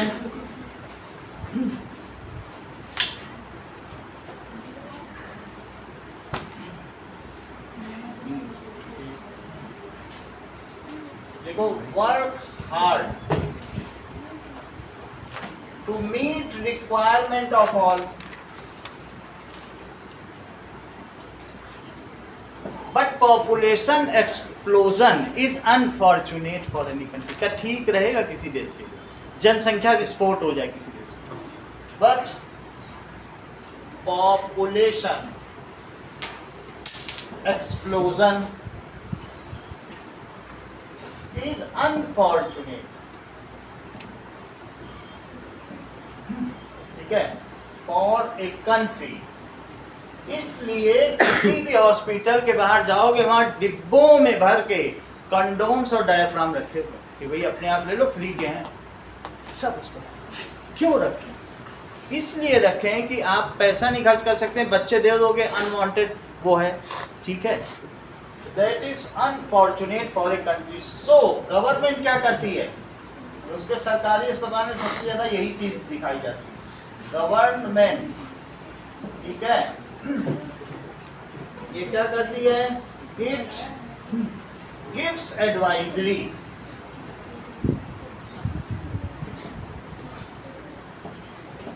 To have birth control.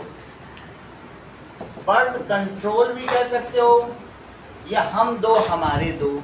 ऐसी पिक्चर आई थी, वो हम लोगों ने देखी थी, 2 रुपए 10 पैसे में पिक्चर देखी जिस समय, मतलब मदर फादर के साथ देखी थी, और उसके 10 बच्चे थे। अंत में उसने माँ ने खीर बनाई और सबको जहर वाली खीर देके सब मर गए, बिकॉज दे उनका रिक्वायरमेंट ही पूरा नहीं कर पा रहा था उसका पिता। 10 बच्चे होंगे तो कैसे पूरा कर पाए? खिला ही नहीं पा रहा था। तो इसलिए उस पिक्चर से शिक्षा दी गई कि ज़्यादा बच्चे होंगे तो क्या होगा? कुछ हो सकता है क्या? घर वाले भी दुखी होंगे, सरकार भी दुखी होगी। सही है कि नहीं? तो अब जरा देखो, इसलिए पहला तो रीजन ये बता दिया, दूसरा रीजन देखो, 4 रीजन है। पहला तुम्हें पता चल गया, sometimes female is not physically so strong to give birth to baby due to some disease, हो सकता है, या कुछ और मेडिकल रीजन भी तो हो सकते हैं। Then also birth control is needed. ऐसा तो नहीं हो सकता है कि कहे कि डॉक्टर बोले कि तुम बोलो जच्चा को बचाना चाहते हो कि बच्चा को, वो स्थिति कोई आने देना चाहेगा? तो ऐसे में फिर बच्चे को डाला ही ना जाए, उसको जेस्टेशन ही ना किया जाए। तो एट सर्टेन टाइम्स क्या होगा? At certain times due to, किसकी वजह से? Economic constraint. एक और पिक्चर आई थी जिसमें 15 साल की लड़की ने 18 साल के लड़के से शादी कर दी, और उसमें बच्चा थोड़ा बड़ा हुआ था, उसकी चॉकलेट उसकी माँ ही खा जाती थी। वो अभी बच्ची है और बच्चे के बच्चा हो गया तो क्या होगा बताओ? तो ऐसी स्थिति में क्या होगा? That is certain times due to economic constraints. Economic constraints हो सकते हैं, सोशल कंस्ट्रेंट्स भी हो सकते हैं कि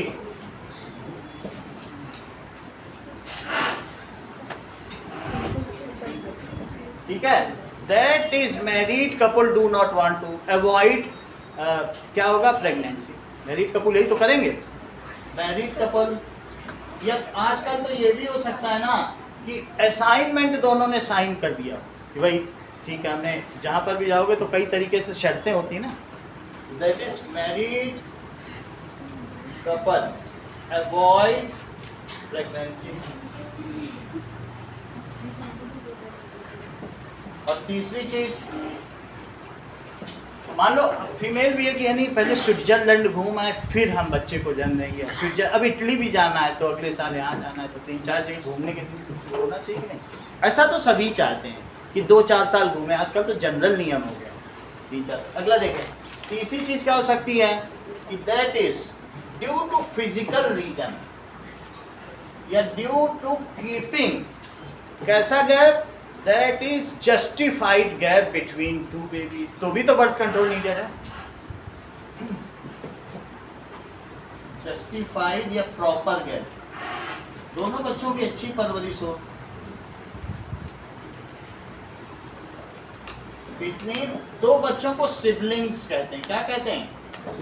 बिटवीन सिबलिंग्स। तो इसलिए birth control is needed.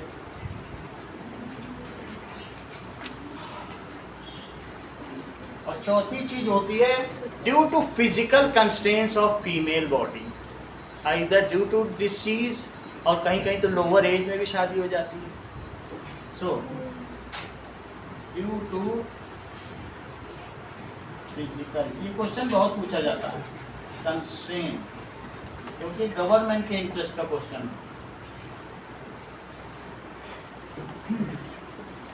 Of female body,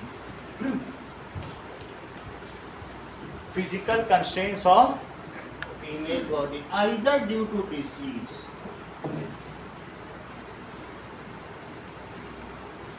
or other reason।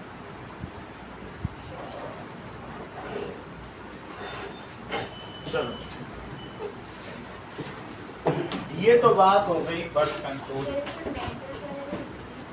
हाँ, that is it may be case that the female तो उस अगर मेंटली प्रिपेयर्ड नहीं है,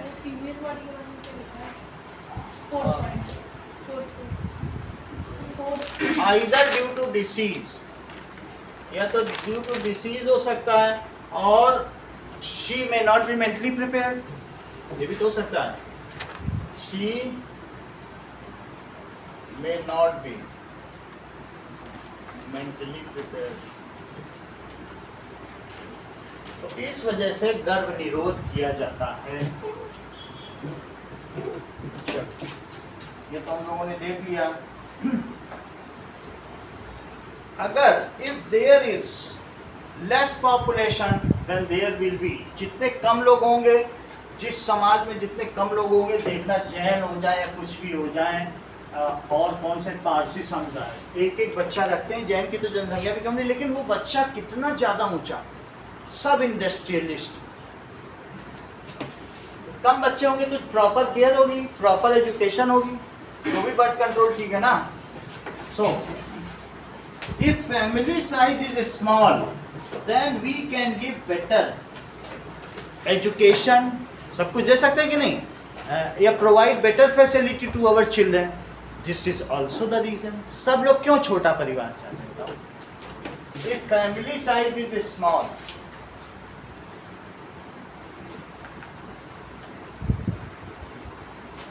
then we can give, क्या दे सकते हैं? Better education. बेटर फैसिलिटी, कोई भी फैसिलिटी हो, टू आवर चिल्ड्रन।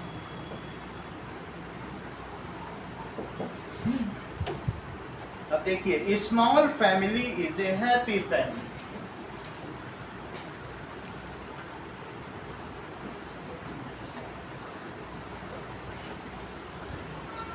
नहीं तो बाजार जाओ तो बच्चे ही गिनते रहो, 1 2 3 से 5वां कहाँ चला गया, तुम्हारा पानी पूरी खाने मन ही नहीं लग रहा, 5वें कोई देख रहे हो, सबको देखते रहो, एक तो खिसकी ही लेगा कहीं।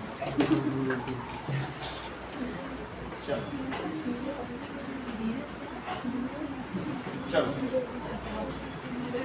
This is called birth control. को क्या कह सकते हैं? Birth control is done for family planning. इसके लिए किया जा सकता है फैमिली प्लानिंग। सो बर्थ कंट्रोल से प्रॉपर फैमिली प्लानिंग होती है।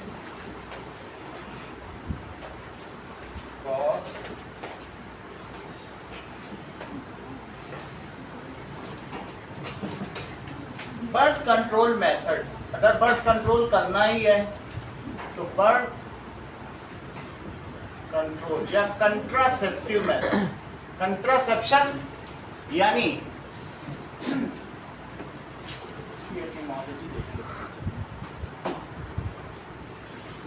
Etymology of contraception,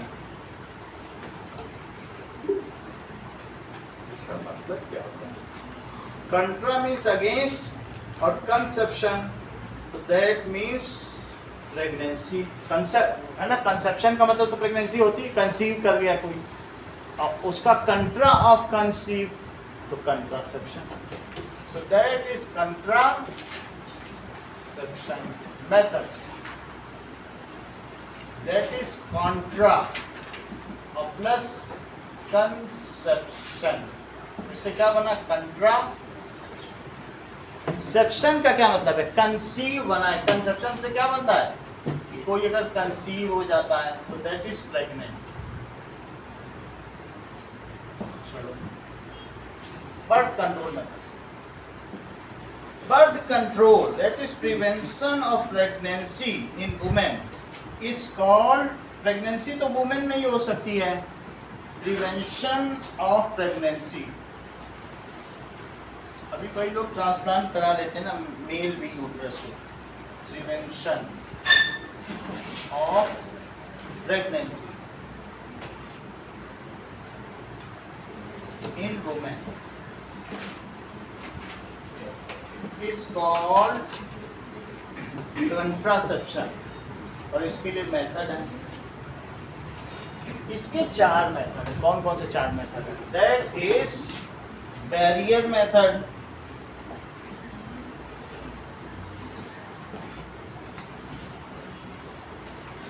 next is chemical method,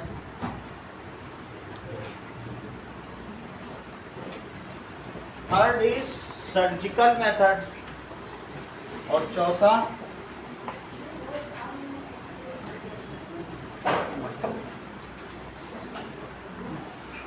ठीक है, यही 3 मेथड है।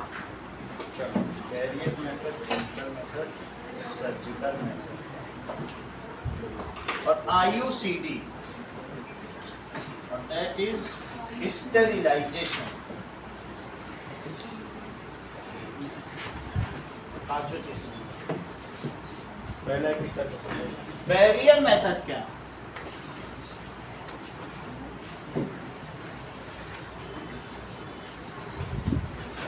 बैरियर का मेथड है if sperm is not allowed to meet with sperm by providing some barrier, है ना, ऑफ थिन शीथ। शीथ का मतलब है मेम्ब्रेन। जैसे हम लोग फोन के पीछे एक शीथ लगवाने जाते हैं, या फिर आप जाते हो एक्सॉन के ऊपर एक शीथ होती है, उसका नाम भी है माइलाइन शीथ। क्या कहते हैं?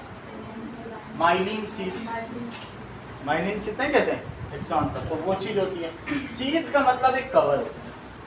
तो क्या होगा? If sperms are not allowed to meet with ova, ovum, ovum single. So if sperms are not allowed to meet with ovum कब?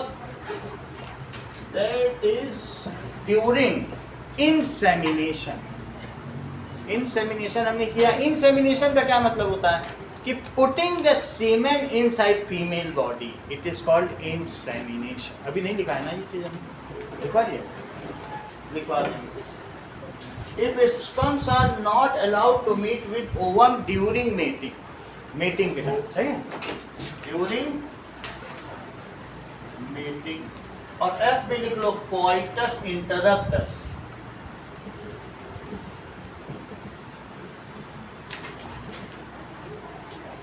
और G भी लिख दो कैलेंडर में, ठीक है? चलिए, स्पर्म्स नहीं अलाउड किए जाएं, it is called barrier method. By providing, किससे करेंगे Saroj? By providing some barriers of thin sheet, by providing सम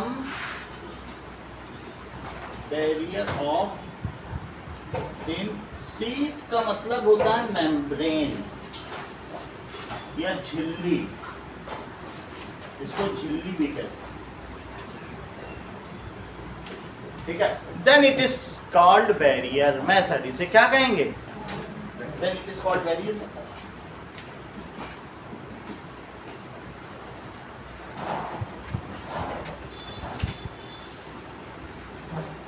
चलो,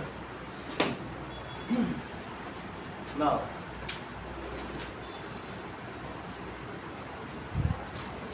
that is condoms and diaphragms are the contraceptive devices used for। दो डिवाइसेस कौन कौन से हैं? जो डिवाइस हम कंट्रासेप्शन के लिए यूज करेंगे तो उसे क्या कहेंगे? कंट्रासेप्टिव डिवाइस ही तो कहेंगे। So that is female condom. Female condom का दूसरा क्या नाम होगा? Diaphragm. Okay,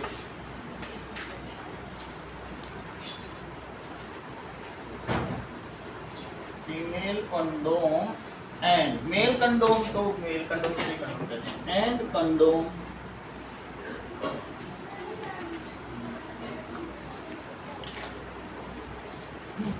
are such contraceptive devices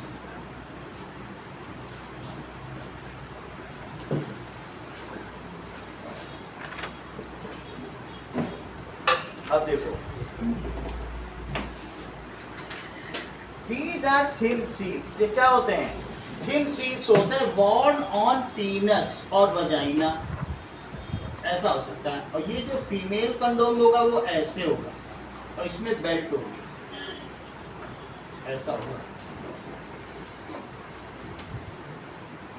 लेकिन कई जगह हमारे देश में तो ठीक है, मेल कंडोम दिखते हैं, लेकिन अगर दूसरे देशों में लोग कहते हैं फीमेल को कि आप तुम्हें ही पहनना contraception, it is your responsibility. Male dominated society है तो वहाँ पर सारी जिम्मेदारी किसको दे दी जाती है? इवन फीमेल प्रेग्नेंट हुई तो फीमेल को ही कंडेम करते हैं, बहुत जगह तो ऐसा है, मेल अपने ऊपर कोई रिस्पॉन्सिबिलिटी। सर अगर हम इंसेमिनेशन बाहर ही करें तब भी तो प्रिवेंट सकते हैं। कोइटस इंटरप्टस, वो जो तुम कह रहे हो इसका मतलब तुम पूरा सब जानते हो,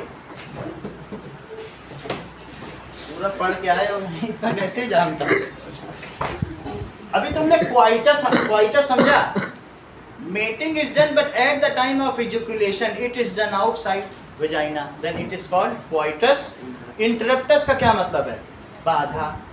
तो क्वाइटस इंटरप्शन नहीं हो गया, इंटरप्टस। चलो अब हम आगे बात देखें, पहला समझ में आ गया? Contraceptive devices, these condoms are made of thin sheets. ये कैसे बने होते हैं? बहुत पतले झिल्ली के बने हुए होते हैं। एंड कलेक्ट, और किसे कलेक्ट करेंगे? The ejaculated sperms within. Barrier का काम करते हैं। ये क्या कलेक्ट करेगा? ये तो बस अंदर नहीं जाने देगा। तो these condoms are made of thin sheath, ये thin sheath के बने हुए होते हैं। And preventing sperm to enter in female body.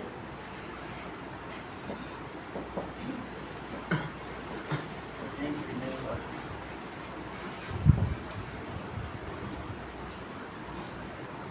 कितनी बात हो गई? Entering of sperms या semen in female body is called insemination. Entering ये भी डेफिनेशन है, कहीं रह गई तो यहाँ लिखा देते हैं. Entering of semen.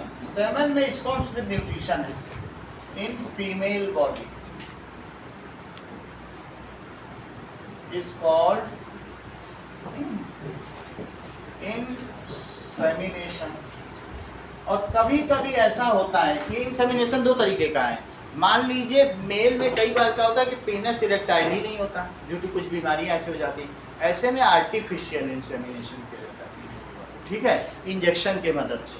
और वैसे भी हम लोग क्या करते हैं कि आनंद मेडिकल स्टोर से कि अगर हमारे घर में ये बिच है तो कुत्ते का सेवन लेके आर्टिफिशियल, घर में गांव में खूब होता है.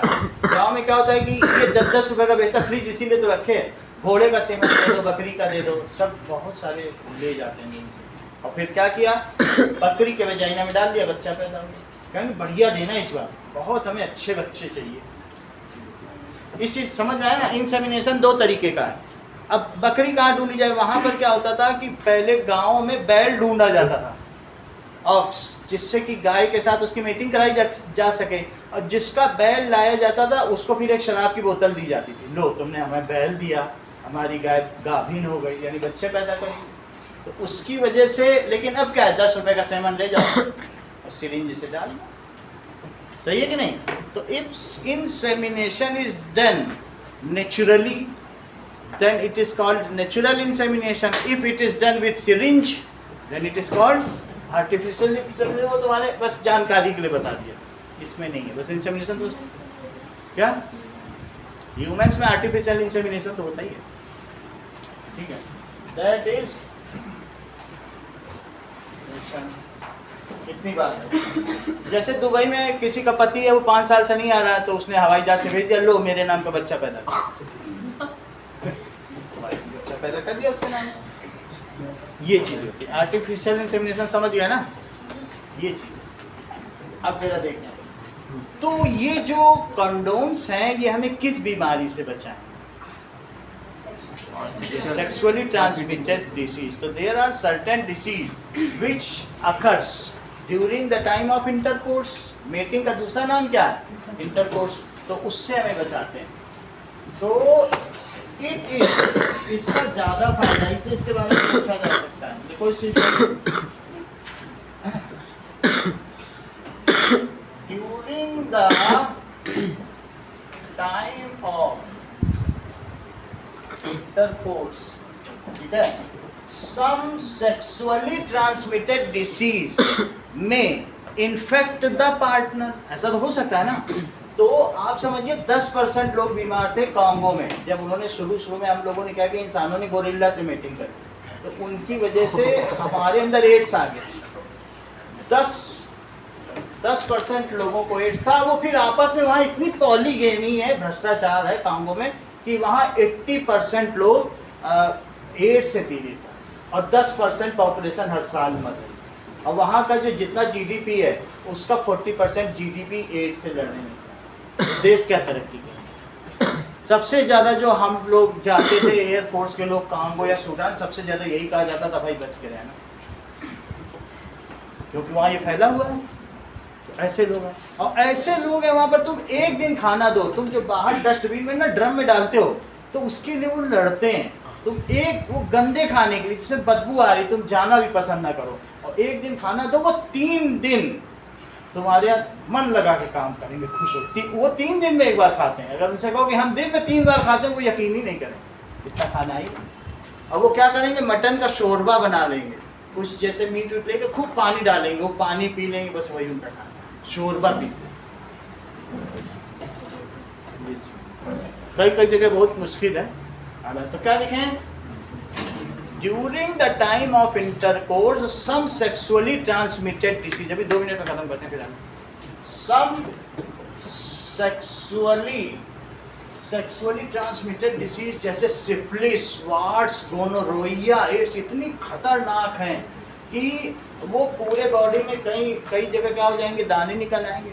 और इसके अलावा क्या हो सकते हैं कि और जेनिटल पार्ट्स इरिटेशन होगा, that is burning sensation during urination, जलन होगी पेशाब करने में। ये सारी बीमारियां हैं और जानलेवा हैं। तो एड्स तो अपने आप में ही जानलेवा है कि सर्दी जुकाम हुआ तो जान गई, उतने में जान चली जाती है, that is immuno deficiency syndrome.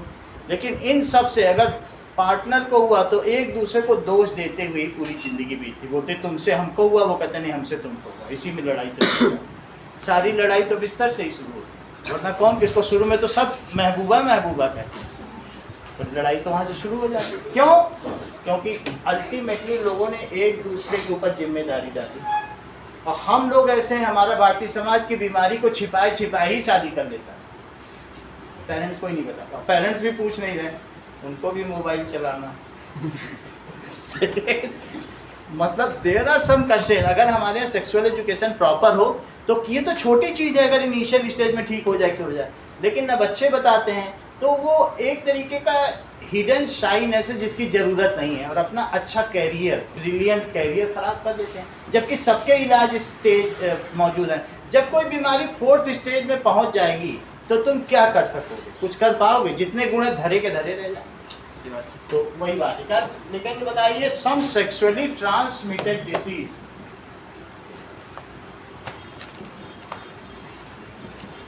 क्या करेंगे बोलिए? डिसीज में इन्फेक्ट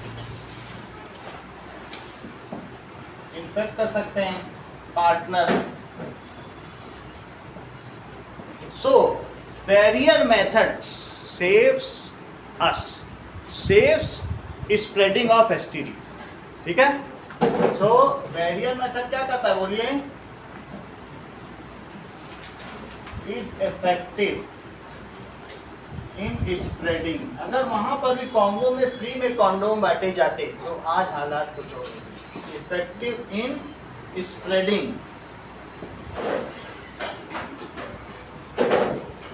STDs, और फिर गोरिल्ला से ही सब करने की जरूरत है। These STDs are, ये कौन कौन से हुए? सिफिलिस, गोनोरोइया, वार्ड्स एंड एड्स, जिनके बारे में आगे चर्चा होगी। 4 बीमारी कौन कौन सी हैं? These STDs, इनके बारे में हर एक के बारे में डिटेल से जानना है। आर सिफिलिस,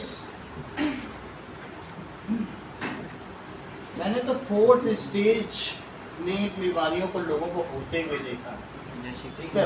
मुंबई में जब था, सिफिलिस, गोनोरोइया, एड्स एंड वार्ड्स, इतना ही रखो, क्योंकि आज कुछ बच्चों को गरबा भी जाना होगा। HIV तो ह्यूमन इम्यूनो डेफिशिएंसी सिंड्रोम है। HIV हो सकते हैं, तो वो वायरस का नाम है, वो पूरा दिखाऊंगा। एड्स बीमारी है और उसमें वायरस है।